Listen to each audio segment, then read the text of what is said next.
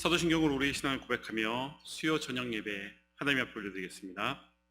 전능하사 천지를 만드신 하나님 아버지를 내가 믿사오며 그 외아들 우리 주 예수 그리스도를 믿사오니 이는 성령으로 잉태하사 동정녀 마리아에게 나시고 본디오 빌라도에게 고난을 받으사 십자가에 못 박혀 죽으시고 장사한 지 사흘 만에 죽은 자 가운데서 다시 살아나시며 하늘에 오르사 전능하신 하나님 우편에 앉아 계시다가 들으로서 산자와 죽은 자를 심판하러 오시리라. 성령을 믿사오며 거룩한 공예와 성도가 서로 교통하는 것과 죄를 사하여 주시는 것과 몸이 다시 사는 것과 영원히 사는 것을 믿사옵나이다. 아멘. 찬송가 91장 다 함께 박수치며 힘차게 찬양하겠습니다.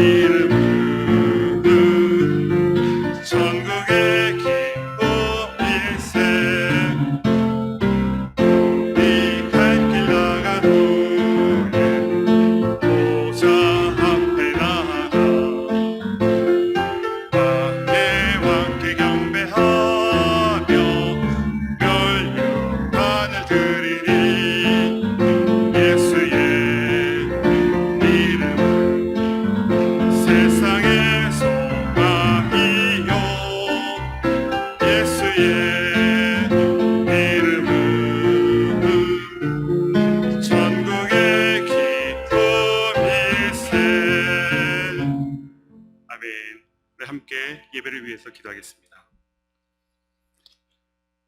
할렐루야. 사랑과 자비가 풍성하신 하나님 아버지, 우리에게 새로운 생명을 주시고 건강을 주시고 또 호흡을 주셔서 주님의 피값으로 세운 주님의 몸된 교회에서 그리고 온라인을 통하여서 가정에서 사업장에서 함께 하나님께 예배드리게 하심에 진심으로 감사드립니다. 사랑하는 하나님, 주의 말씀은 내 발의 등이요 내 길의 빛이니이다. 캄캄한 세상에서 오직 주의 말씀을 통해 하나님께서 인도하시는 길을 한 걸음 또 한 걸음 따라가기 원하는 귀한 성도들이 이 자리에 모였습니다. 성령이시여, 이 시간 찾아오셔서 각 심령 가운데 필요한 주님의 말씀을 꼭 들려주시기를 원합니다. 강단에서 선포되는 말씀이 사람의 목소리가 되지 않게 하시고 인간의 주장이 되지 않게 하시고 오직 성령께서 우리 심령 가운데 그 깊은 곳에 가르쳐 주시는 진리의 말씀이 되게 하여 주시옵소서. 오직 이 진리의 말씀을 마음으로 받을 때에 이것이 우리의 삶을 바꾸고 변화시키는 능력의 말씀 되게 하여 주시옵소서. 이 시간 우리 모두와 함께 하실 주님의 그 이름을 찬양하며 감사드리며 예수 그리스도의 이름으로 기도하옵나이다. 아멘.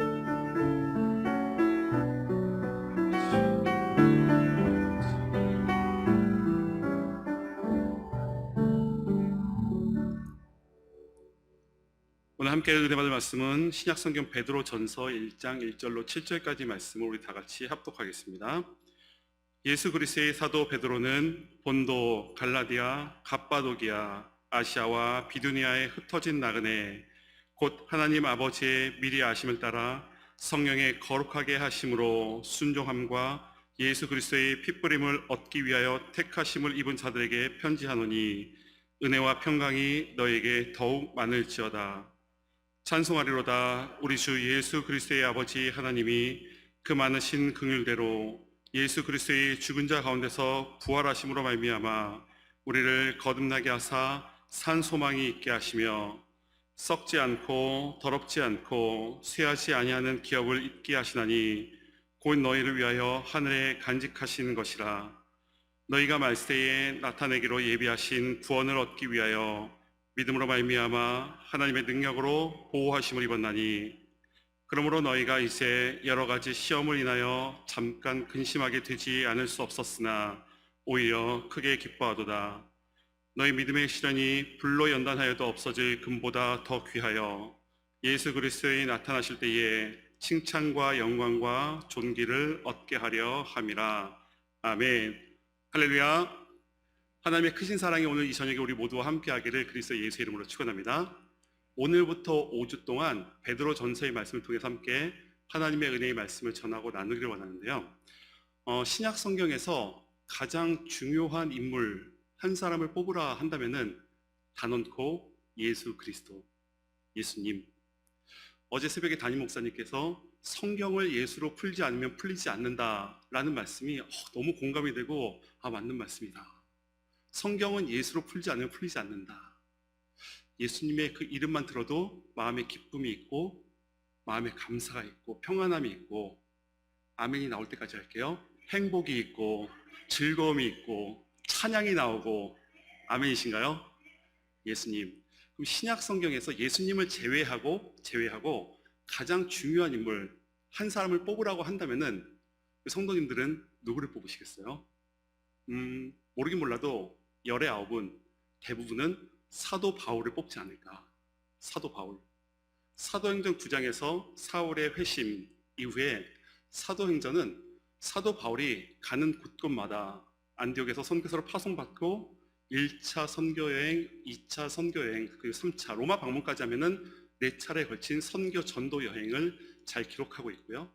그리고 그가 가는 곳마다 교회를 세우고 본인이 직접 교회를 세우지 못하면은 세워진 교회가 견고하고 든든하게 세워갈 수 있도록 편지를 써주는 그 서신서가 사도행전 이후에 13편의 서신서가 바로 기록이 되어져 있죠. 어떻게 보면은 공간복음을 제외하고 거의 대부분의 성경이 사도 바울이 썼다 해도 과언이 아닐 만큼, 그러다 보니까 우리는 사도 바울이 굉장히 영향력 있고 중요한 인물이다 라고 생각하는 것은 어찌 보면은 당연한 일이지 않을까. 그에 비해서 오늘 우리가 함께 읽은 베드로전서, 베드로는 조금 부족해 보여요. 그렇잖아요. 신약 성경 전체에서 예수님의 직속 제자잖아요. 예수님으로부터 직접 제자 훈련 받았고 예수님과 함께 공생의 모든 사역하는 가운데서 함께 예수님의 말씀을 듣고 그 가르침을 본받아서 따라 살면서 함께 동행하였던 베드로 정도 되면은 사실 신약 성경 절반을 써도 누가 아무 얘기 안 할 것 같아요. 그렇잖아요. 그런데 베드로는 베드로 전서와 후서 다 합쳐서 8장밖에 기록이 되지 않을 만큼 몇 장 쓰지 않았어요. 사도 바울은 굉장히 많이 썼고 베드로는 몇 장 쓰지 않다 보니까 우리가 생각할 때 베드로는 별로 중요한 인물이 아니구나 라고 여길 수가 있는데, 또 한편으로는 베드로는 예수님을 3번이나 부인하고 마지막에 저주하면서 예수님을 배신했던 경험이 있기 때문에 이 8장 껴준 것만으로도 감사하게 생각해야 된다 라고 볼 수도 있겠지만, 사실 사도 바울과 베드로는 주신 은사가 다른 거죠. 은사가. 사도 바울은 길리기아 다소 출신에 당시에 코인의 헬라어에 능통을 쓸 뿐만이 아니라 가말리알 문화생에서 굉장히 철저하게 훈련받았던, 글쓰기에 있어서는 타의 추종을 부러워하는 그러한 전문적인 교육을 받은 사람이었고, 베드로는 누구입니까? 어부예요, 어부. 어부. 그냥 어촌에서 물고기 잡던 사람. 그런데 이 베드로는 그러면은 바울에 비해서 능력이 없는가? 그렇지 않아요. 사도행전 말씀에 보면은 사도행전 2장에 보면은 이런 말씀이 기록이 되어 있습니다. 오순절날 성령 강림 사건이 일어나고 나서 바로 이 베드로가 그 자리에서 서서 일어나서 2장 14절에서 이렇게 이야기합니다. 베드로가 11사도와 함께 서서 소리 높이 이르되 유대인들과 예루살렘에 사는 모든 사람들아 이 일을 너희로 알게 할 것이니 내 말에 귀를 기울이라. 오순절 성령 강림 사건 이후에 베드로가 그 유명한 오순절 설교를 하게 됩니다. 벌떡 일어나서 여러분들 내 말에 귀 기울여 보십시오. 내 말에 귀를 기울여 보십시오 하면서 이 베드로의 설교, 특별히 사도행전 2장 38절로 41절까지의 말씀에 보면 이런 말씀이 있습니다. 베드로가 이르되 너희가 회개하여 각각 예수 그리스도의 이름으로 세례를 받고 죄사함을 받으라. 그리하면 성령의 선물을 받으리니 이 약속은 너희와 너희 자녀와 모든 먼데 사람 곧 우리 주 예수 우리 하나님이 곧 주 우리 하나님이 얼마든지 부르신 자들에게 하신 것이라고 또 여러 말로 확증하며 권하며 이르되 너희가 이 패역한 세대에서 구원을 받으려 하니 이 말을 받은 사람들은 세례를 받음에 그날의 신도의 수가 3,000이나 더하더라. 오순절날 사도 이 베드로가 그가 설교함으로 말미암아서 3,000명이 돌아오게 되는데 그 설교의 중심에 뭐가 있습니까? 바로 성령, 예수 그리스도, 하나님, 삼위일체 하나님에 대해서 그리고 그 구원의 역사에 대해서 구원의 능력에 대해서 담대하게 선포하는 이 베드로의 모습을 우리가 볼 수 있고요. 즉 바울이 그를 통해서 하나님께서 그에게 은사를 베풀어 주셨다면은 베드로는 설교자로서 하나님의 말씀을 선포하는 선포자로서 귀하게 들어 쓰임 받은 인물이라는 것을 우리는 볼 수 있죠. 그럼 설교만 잘했는가? 그렇지 않아요. 기적 사건의 주인공이기도 한데 사도행전 3장 6절 말씀에 보면은 베드로가 이르되 은과 금은 내게 없거니와 내게 있는 이것을 내게 주노니 나사렛 예수 그리스도의 이름으로 일어나 걸으라 하고, 지금 이것은 성전 미문에 나면서부터 앉은 뱅이였던 이 사람이 구걸해 오는 그 모습을 보면서 지금 베드로가 뭐라고 얘기합니까? 은과 금은 없지만 나사렛 예수 그리스도의 이름으로 일어나 걸으라. 기적 사건의 주인공이기도 하죠. 하나님의 말씀을 선포할 때 수천 명이 돌아오고 그리고 이러한 기적을 베풀 때에 하나님의 기적이 나타나고 부러워요. 부러워 죽겠어요. 정말로 이런 놀라운 능력이 베드로를 통하여서 나타나고 있다라고 하는 것.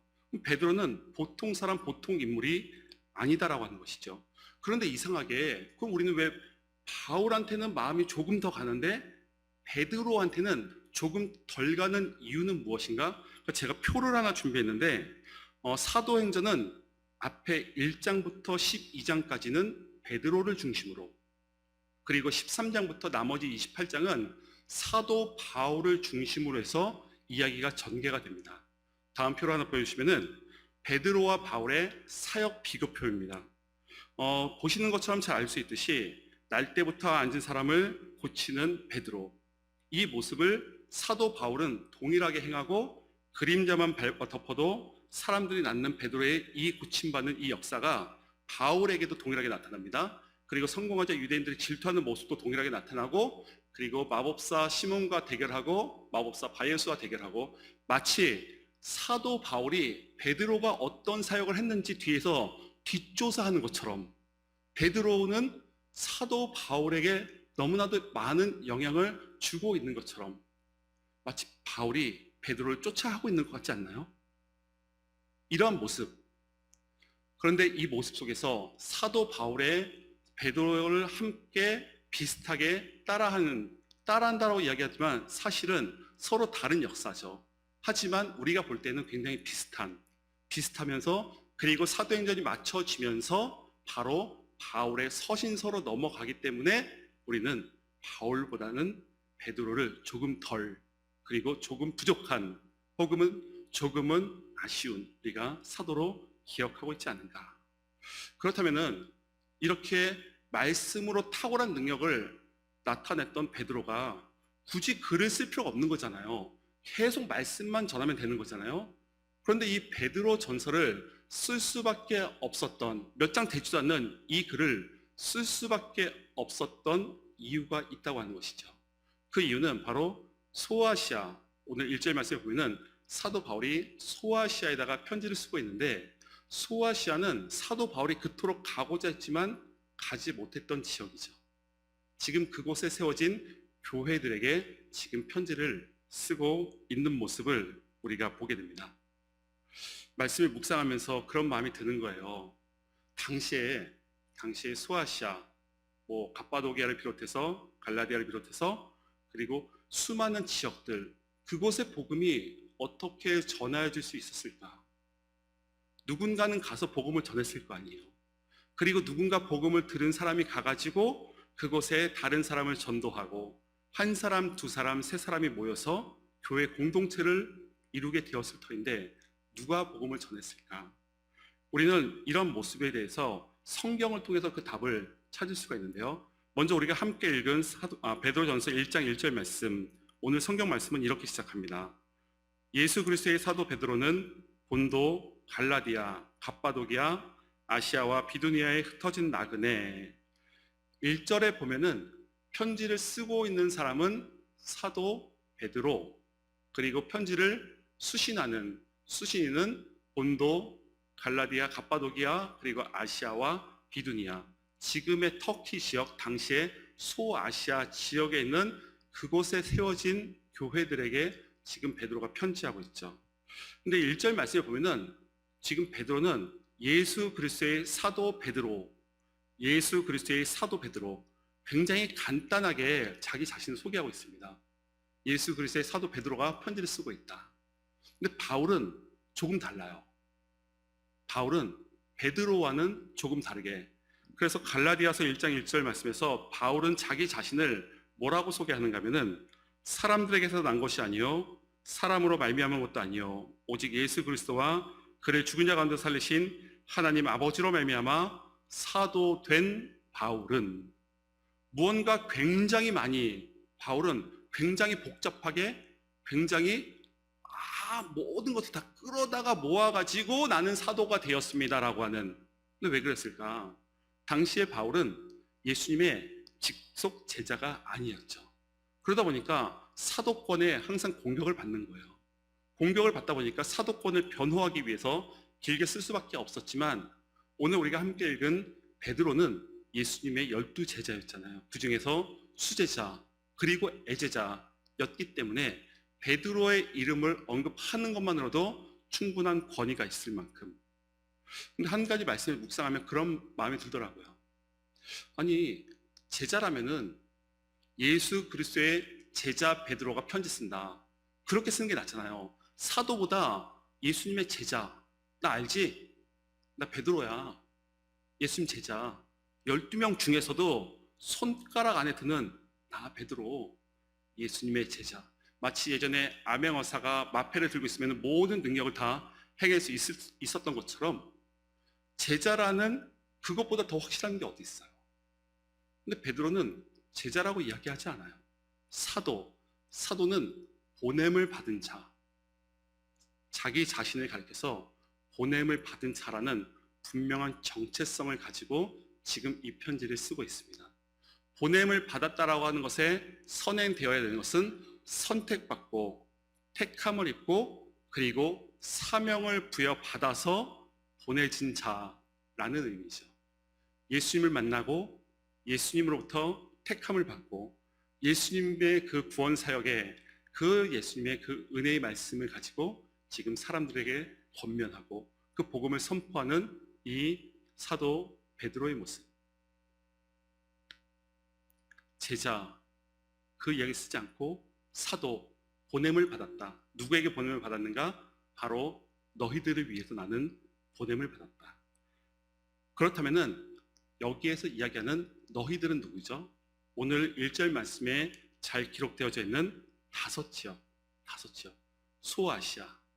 소아시아에 있는 이 지역에 살고 있던 이 사람들에게 지금 편지를 쓰고 있습니다. 그러면 아까 말씀드렸듯이 이 갑바도기아를 비롯해서 이 어떻게 교회가 세워질 수 있었는가 몇 가지 이유가 있는데 첫 번째는 오순절날 성령 강림 사건 이후에 그곳에 모여있던 사람들이 방언으로 기도할 때에 사도행전에 보면은 이 갑바도기아를 비롯해서 아시아 본도에 있는 그 사람들이 그 모든 광경을 자신의 눈으로 보고 그리고 자기 나라의 언어로 귀로 듣게 되고 그리고 나서 바로 사도 베드로의 담대한 오순절 설교를 듣고 회심한 3,000명 중에 그들이 포함되어서 그들이 고향으로 돌아가가지고 그곳에 교회를 세웠다는 이야기 한 가지와 또 한 가지는 예루살렘 교회에 핍박이 찾아오고 그 핍박이 찾아옴으로 말미암아서 사람들이 이제 땅 끝으로 향해서 여기저기로 분산되고 흩어지게 되었는데 그 중에 일부가 이곳 소아시아까지 흘러가게 되었다. 어찌 되었든지 간에 누군가는 하나님의 복음의 말씀을 듣고 가지고 그곳에 달려갔다고 하는 것을 우리가 볼 수 있습니다. 말씀을 묵상하면서 그런 마음이 드는 거죠. 소아시아에 복음을 들고 갔던 사람, 바울은 아니에요. 바울은 그토록 가고자 했지만 주의 성령이 가는 것을 가로막았고요. 예수의 영이 그가 가는 것을 허락하지 않았죠. 성령이 가로막고 예수의 영이 허락하지 않았다라고 한다면은 이 소아시아 땅은 버려진 땅일까요? 사도 바울이 누굽니까? 그리스도의 복음을 가지고 가는 곳곳마다 사람들에게 복음을 전하고 그곳에 교회를 세웠던 이 바울이 그토록 간절하게 몇 번에 걸쳐서 가기를 원했지만 가로막혔던 바로 그 땅에 복음을 들고 들어간 누군가가 있었다고 하는 것이죠. 그 사람을 통해서 교회가 세워지게 되었고 그곳에 그리스도의 공동체 성도들이 모이게 되었고 그곳에서 하나님을 찬양하는 사람, 하나님을 예배하는 사람, 하나님 앞에 기도하는 사람들이 하나 둘씩 모이게 되었다라고 하는 것입니다. 그런데 이 다섯 개의 지역 중에서 한 교회 우리가 한 지역만 살펴본다면은 그 중에서 갑바도기아라고 하는 지역이 있습니다. 잠깐 사진을 보여주시면은 갑바도기아에는 당시에 로마의 그 핍박을 피해서 지하로 땅을 파고 들어가서 저렇게 저 지하에서 사람들이 살게 되었는데 저 지하로 밑으로 내려가서 어디까지 내려가는가 하면은 지하 100m까지 땅을 파고 내려가고 아파트 층수로 하면은 20층 지금 성지순례 가면은 8층까지는 개방이 되어져 있고 그리고 전문가의 도움 없이는 4층까지 지하 4층까지 내려갈 수 있는 그럼 저곳에 몇 명이 살았는가? 추산 약 2만 명에서 4만 명 약 2만 명에서 4만 명의 그리스도인들이 복음을 지키기 위해서 그 핍박과 그 모진 힘듦과 고난과 어려움 오직 예수 그리스도를 붙들고 신뢰하고 의지하면서 그들의 믿음을 지키고 신앙을 지키기 위해서 누군가가 이야기했겠죠. 처음에 누군가가 이런 이야기했겠죠. 우리가 이런 핍박 속에서 어떻게 믿음을 지키고 우리의 다음 세대에게 어떻게 믿음의 유산을 전해줄 수 있을까? 자, 우리 땅을 파고 지하로 내려가자. 누군가 웃었겠죠. 무슨 얘기하냐고. 아니라고. 당시에 삽이나 제대로 있었을까요? 한 사람이 땅을 파기 시작하죠. 또 다른 사람이 함께 동참하기 시작합니다.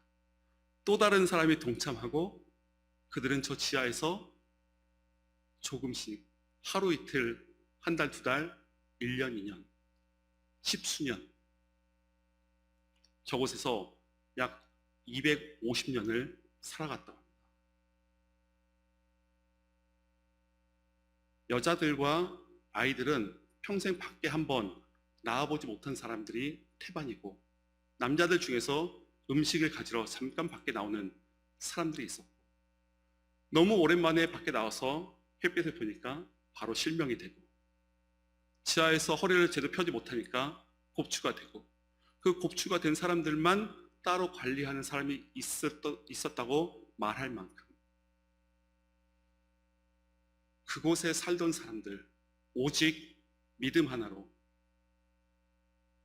그 지하에서 서로 막 다투고 아웅다웅이 있었을까요? 야, 지하에 있는 우리 집은 왜 이렇게 작냐고. 야, 너 집은 조금 더 큰 것 같은데?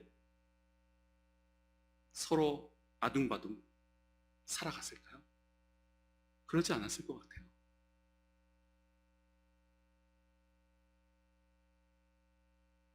어떻게 보면은 그 지하 동굴 밑으로 깊숙하게 더 깊숙하게 내려가는 사람들은 내려갈 때마다 어떻게 보면은 하나님으로부터 버림받았다라고, 하나님이 우리에게 관심이 없고 우리를 외면하고 있다라고 그런 마음을 갖지 않았을까요?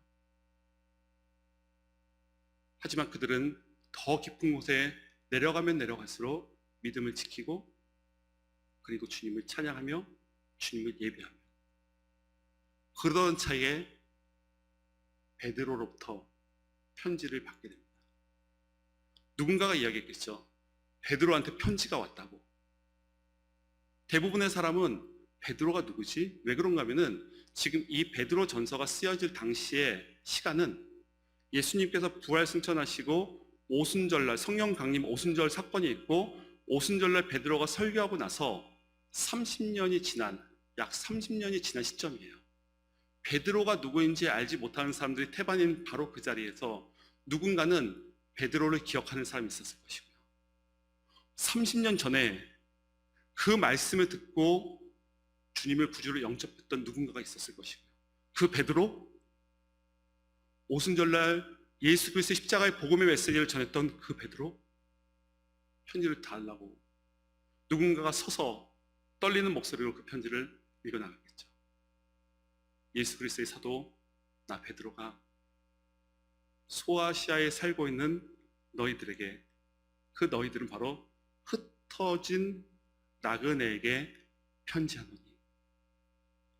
지금 베드로는 소아시아에 살고 있는 그 지하 동굴에 살고 있는 사람들이 가리켜서 뭐라고 얘기합니까?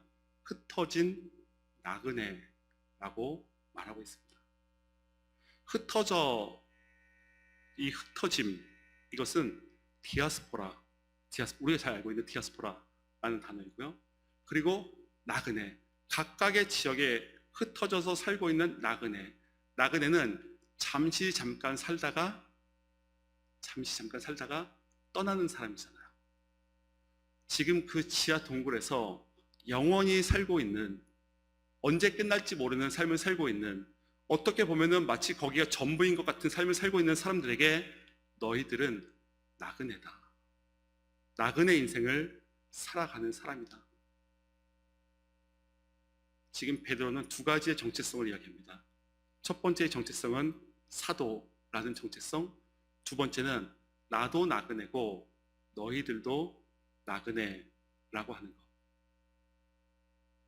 아무런 인생에 의미 없이 살아가는 나그네가 아니라 오늘 베드로 전서 1장 2절 말씀에 보면은 지금 베드로는 이렇게 이야기합니다.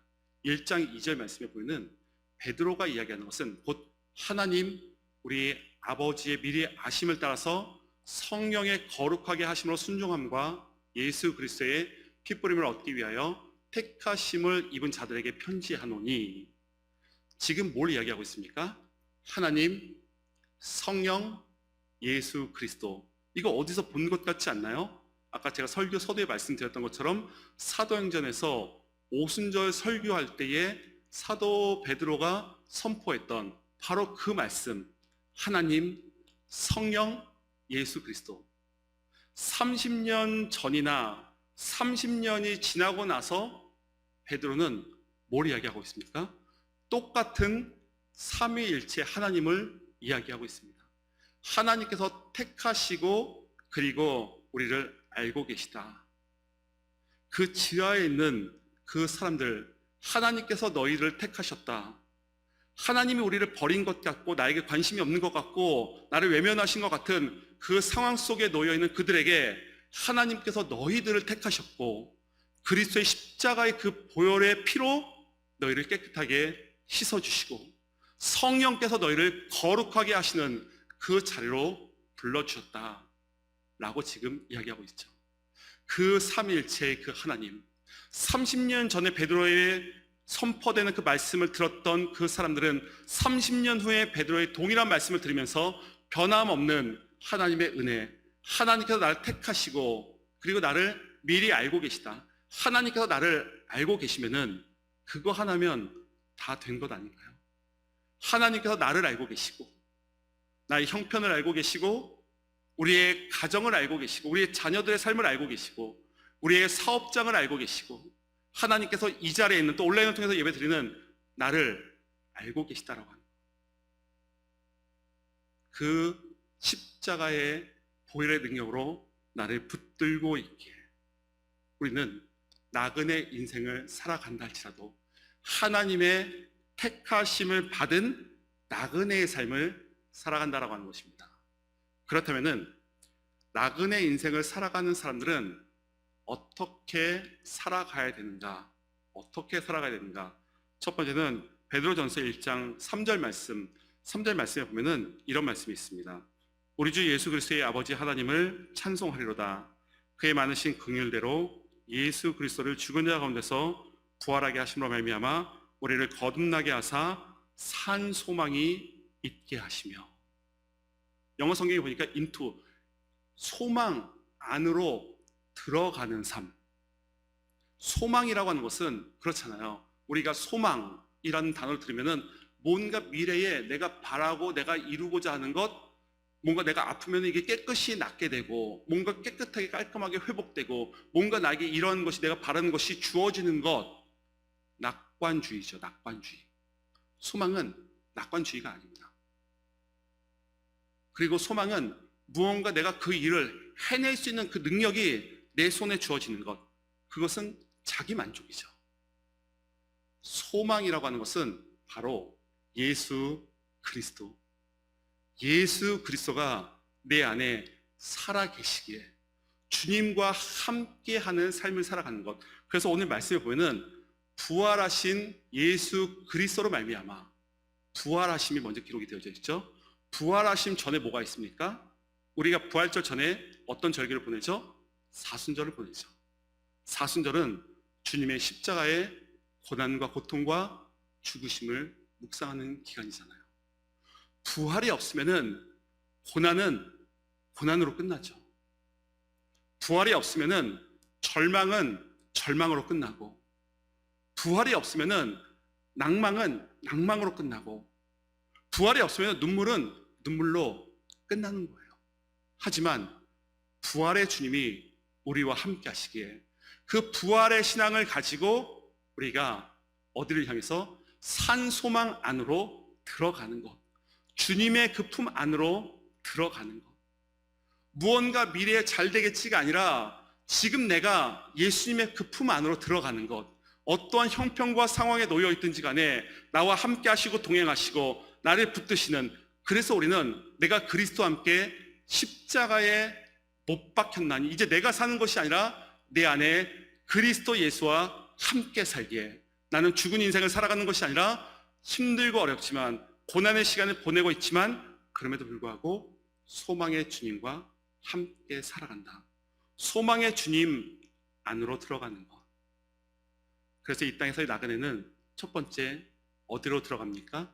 바로 소망의 주님, 산 소망 안으로 들어가는 것. 그리고 나그네는 또 어디를 향해서 들어가는가? 두 번째는 4절 말씀에 잘 기록이 되어져 있는데요. 4절 말씀 다시 한번 우리 다 같이 함께 읽어보겠습니다. 시작.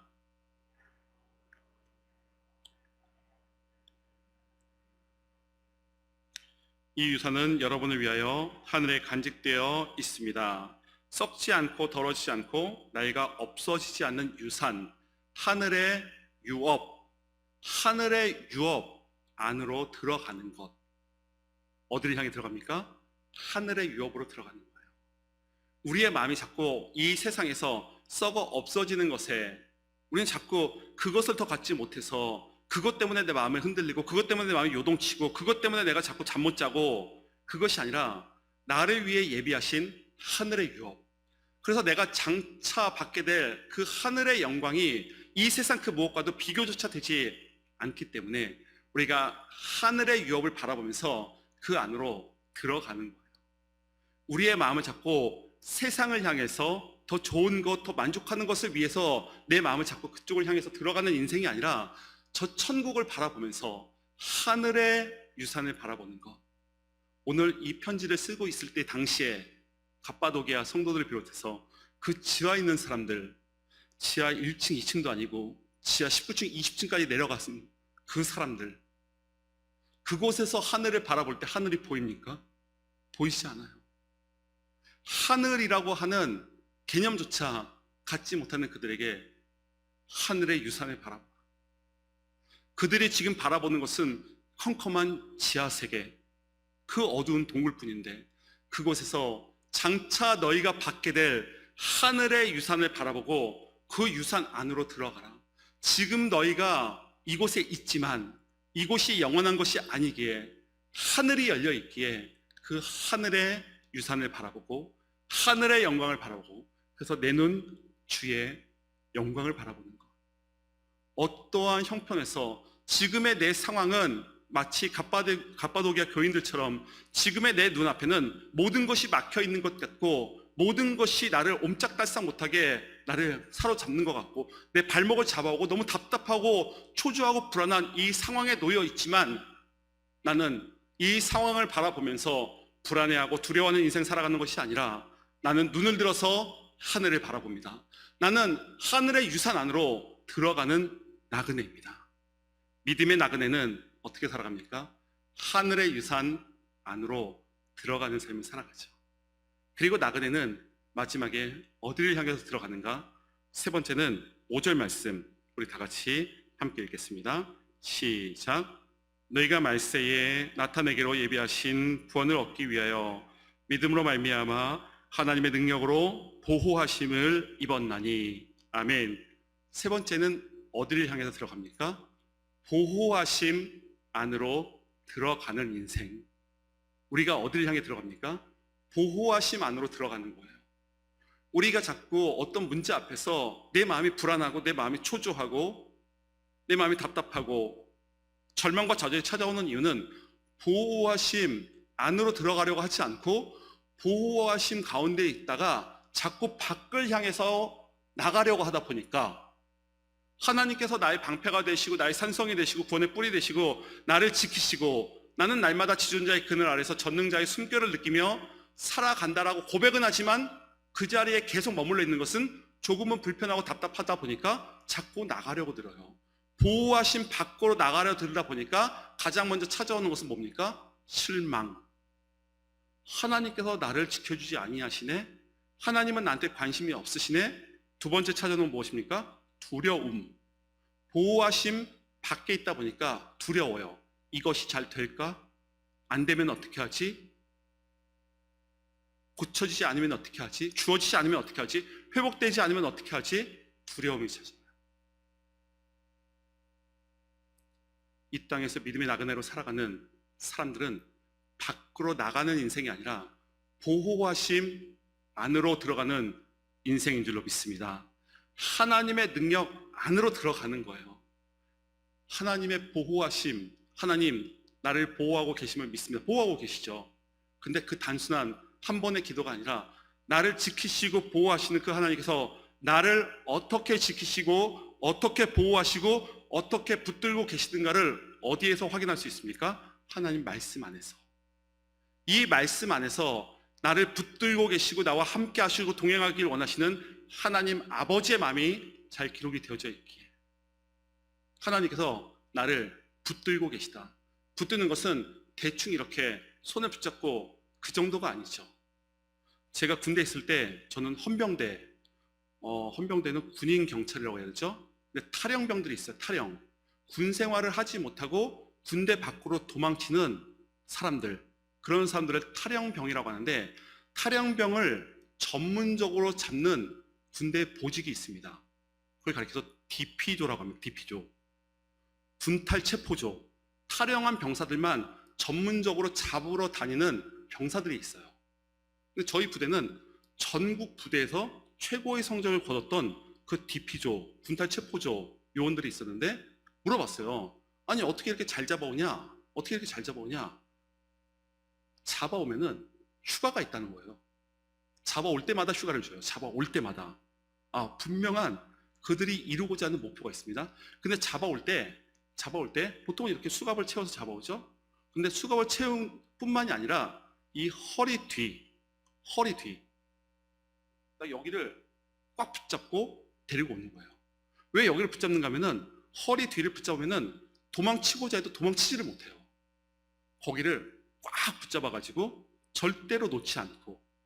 그런데 그 탈영병 체포조도 사람을 잡을 때 그렇게 잡을 터인데 우리 하나님께서 자꾸 그렇잖아요. 자꾸 도망치라고 드는, 자꾸 밖을 향해서 나가려고 들고, 자꾸 불안함을 향해서, 초점을 향해, 답답함을 향해서 자꾸 나가려는 우리를 하나님께서 어떻게 붙잡고 계신다? 콱! 붙들고 계심을 믿으시기 바랍니다. 하나님께서 붙들고 계시는 거예요. 절대로 놓지 아니하시고, 두려워 말라 내가 너와 함께하고, 놀라지 말라 나는 너희 하나님이 될 것이고, 내가 너를 붙들리라. 내가 너를 붙들리라. 하나님께서 나를 붙들고 계시기에 우리는 그 보호하심 안에 있는 거죠. 그래서 우리는 끊임없이 능력의 하나님 안으로, 그 보호하심 안으로 들어가서 아까 말씀드린 대로 전능자의 숨결을 느끼면서 우리가 살아갈 수 있는 이유가 된다라고 하는 것입니다. 말씀을 묵상하면서 이 땅에서 나그네, 지금 베드로가 소아시아에 있는 그 교회에게 편지를 쓰면서 이 편지를 받는 사람들, 감사하다. 맞아. 우리는 나그네야. 우리가 이 땅에서 산 소망 안으로 들어가고, 우리가 다시 한번 우리가 힘을 내어서 하늘의 유업 안으로 들어가고, 그리고 하나님의 보호하심으로 들어가고, 여기서 끝내면 성경 너무너무 아름답잖아요. 그렇게 들어가고 그렇게 살아가라 끝 하면은 성경이 너무너무 아름다운데, 오늘 1장 6절 말씀에 보면은 이런 말씀이 있습니다. 그러므로 너희가 이제 여러 가지 시험을 인하여 잠깐 근심하게 되지 않을 수 없었으나 오히려 크게 기뻐하는도다. 우리가 나그네의 삶을 살면서 소망이 우리 안에 있고 하늘의 유업을 바라보고 하나님의 보호하심 안에 들어간다 할지라도 시험은 찾아오지 않는다? 이 저녁을 깨어 기도하는 사랑하는 성도님들, 우리의 삶의 자리에 시험은 찾아옵니까? 아니면 나만 아주 기술 좋게 피해갑니까? 찾아와요. 그것 때문에 뭐가 함께 찾아옵니까? 우리의 주 전공 분야 근심이 찾아오죠. 근심이 찾아와요. 찬양의 가사에도 그런 거 있어요. 이 세상에 근심된 일이 왜 그렇게 많은지도 모르겠어요. 오늘 이 글을 쓰고 있는 베드로도 예수님 만나기 전에 어부였잖아요. 근데 예수님 만나기 전에 물고기 한 마리도 잡지 못했어요. 우리 눈으로 볼 때는 물고기 못 잡은 게 그거 뭐 대수라고. 하지만 베드로의 입장에서 볼 때, 베드로의 삶에 볼 때는 물고기를 한 마리도 못 잡은 것은 그의 삶을 송두리째 뒤흔드는 걱정과 근심거리였죠. 우리가 다른 사람의 근심을 볼 때는 그게 무슨 근심이냐고, 그게 무슨 고민이냐고 하지만 자기 자신이 자기의 근심을 생각할 때는 이 세상의 그 어떠한 사람보다 더 큰 근심을 한 알음씩 짊어지고 살아가는 게 우리의 인생 아닌가요? 그 수많은 근심을 짊어지고 살아갈 때에 지금 베드로가 뭐라고 얘기합니까? 너희가 여러 가지 시험을 만날 것이고 너희는 근심하게 될 거야. 근심 안 할 수 없어. 근심 틀림없이 하게 될 거야. 하지만 역설의 외침을 외칩니다. 뭐라고 외칩니까? 하지만 너희가 크게 기뻐하는도다. 근심이 있지만 기뻐할 수 있는 이유는 무엇입니까? 부활의 주님이 나와 함께 하시기에 나는 그 자리에서 근심의 문제로 내 마음을 송두리째 빼앗기고 뒤흔들리는 인생을 살다가 넘어지고 쓰러지고 끝나는 인생이 아니라, 나는 내 마음속에 있는 근심의 자리에서 나는 소망 안으로 들어가기에, 나는 하늘의 유산 안으로 들어가기에, 하나님의 보호하심 안으로 들어가기 때문에 내 마음속에 기쁨이 있습니다. 이거 바울도 똑같은 거 이야기하잖아요. 빌립보서에서 너희는 항상 기뻐하라. 내가 다시 말하노니 기뻐하라는 외침을 어디에서 합니까? 로마의 차디찬 감옥 안에서 하는 이유. 역설의 외침 아닐까요? 그 자리에서 근심된 상황 속에서 무엇을 바라봅니까? 하늘을 바라봐. 문제에 집중하지 않아요. 문제는 없어지는 건 아니에요. 문제가 그대로 있지만 그대로 있음에도 불구하고 그 자리에서 하나님을 의지하고 신실하신 하나님, 나와 함께하는 하나님, 나와 동행하신 하나님, 나를 붙들고 계신 그 하나님을 바라보며 의지하는 이 베드로의 이 고백. 그리고 베드로는 7절 말씀에서 이렇게 이야기합니다. 너희 믿음의 시련이 불로 연단하여도 없어질 금보다 더 귀하여 예수 그리스도에 나타나실 때에 칭찬과 영광과 존귀를 얻게 하려 함이라. 믿음의 시련이 찾아오는데 불로 연단하는 참 쉽지 않은 수많은 어려움이 밀려오고 찾아오고 다가오는 이 상황 속에서 그럼에도 불구하고 7절 하반절에 보니까 그리스도가 나타나실 때에 칭찬과 영광과 존귀를 얻게 하려 함이라.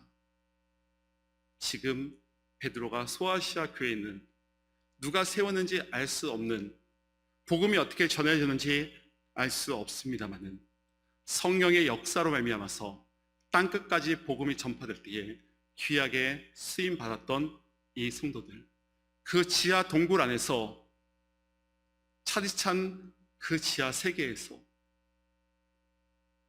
볼 곳 아무것도 없는 그곳에서 눈을 들어서 주님의 영광을 바라보고 장차 너에게 주어질 칭찬과 영광과 존귀를 바라보라고 권면하는 이 베드로의 글을 보면서 이 편지 한 구절 한 구절을 읽으면서 맞아 이곳이 우리의 영원한 거처가 아니고 내가 나그네지, 믿음이 있는 나그네지. 그러게 난 다시 한번 소망의 주님 안으로 들어가, 다시 한번 하늘의 유업 안으로 들어가, 다시 한번 하나님의 보호하심 안으로 들어가야지. 초대 그리스도의 공동체 성도들이 이러한 마음을 가졌던 것처럼 오늘 이 저녁을 깨어 기도하는 사랑하는 성도 여러분, 우리에게도 동일한 근심이 왜 그렇게 많은지 모르지만 이 세상에서 가장 큰 근심을 내가 안고 있고, 근심의 제목이 하나 두 개가 아니라 여러 가지 시험, 영어 성경에 보니까 모든 시험이 나한테 한꺼번에 물밀듯 밀려오고 그것 때문에 내가 흔들리고 내가 좌절하고 절망할 수밖에 없는 이 상황이지만, 주님, 나도 그 소아시아에 있던 그 성도들처럼 주님의 산 소망 안으로 들어가기 원합니다. 주님, 그 유업 안으로, 주님, 그 보호하심 안으로 들어가기 원합니다. 그러면서 부르는 찬양, 저 높은 곳을 향하여서 나는 오늘도 나아갑니다. 내 뜻과 정성을 모두 모두어서 주님, 한 걸음 또 한 걸음 그 본향을 향해서 나아갑니다. 지금 이 땅에서 내가 받는 고난과 고통은 잠깐이기에 주님, 나는 오늘도 주님과 저 높은 곳을 향해서 나아가는 기쁨을 허락하신 감사합니다. 저는 이 찬양의 가사가 우리 성도님들의 삶이 되길 원하고, 그리고 어떠한 근심이 찾아온다 할지라도 나가는 그리스도인이 아니라 들어가는 그리스도인으로서 주님과 동행하며 하나님의 보호하심 안에서 소망을 바라보며 유업을 바라보며 승리하는 우리 모든 성도님들이 다 되시기를 그리스도 예수의 이름으로 축원합니다. 우리 함께 찬양하겠습니다. 찬양의 가사가 나의 삶이 되길 원합니다. 함께 찬양합니다.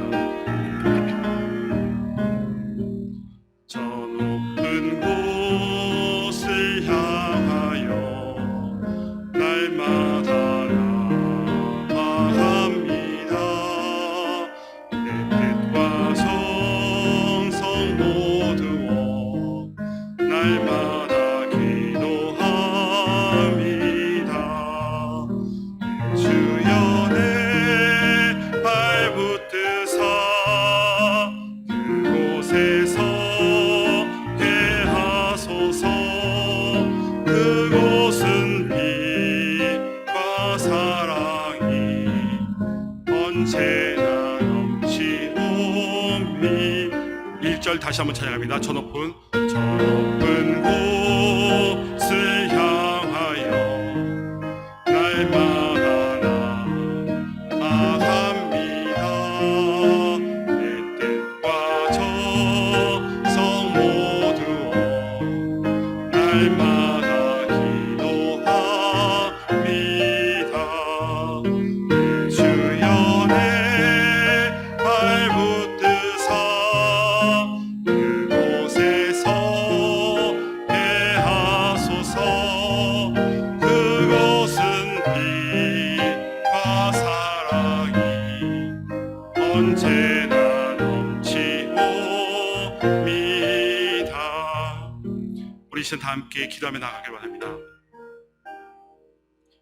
여러 가지 근심이, 모든 시험이 내 삶의 자리에 한꺼번에 찾아온 것 같은 이 상황과 이 환경과 이 문제 앞에서 주님, 내가 함몰되고 매몰되는 인생 되지 않게 하시고 다시 한번 소망의 주님 바라보는 삶 되게 하시고 하늘의 유업 안으로 들어가는 인생 되게 하시고 하나님의 보호하심으로 들어가는 삶이 되게 하여 주시옵소서. 우리 사랑하는 자녀들이 하나님의 품 안에 들어가는 복된 자녀 되게 하여 주시옵소서. 다 함께 기도하며 나가겠습니다.